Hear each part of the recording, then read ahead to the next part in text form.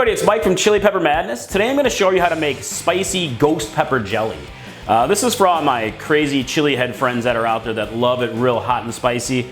And before you ask, yes, you can make this with other super hot peppers like scorpion peppers, 7 hot peppers, and even Carolina Reaper, or even a big mix. But ghost pepper jelly really is super popular, and it's got some good heat level to it. I have a lot of ghost peppers in here, and I took one little bite and I was like, whoo, yeah, man, that's gonna heat up my morning. So let me show you how to make it.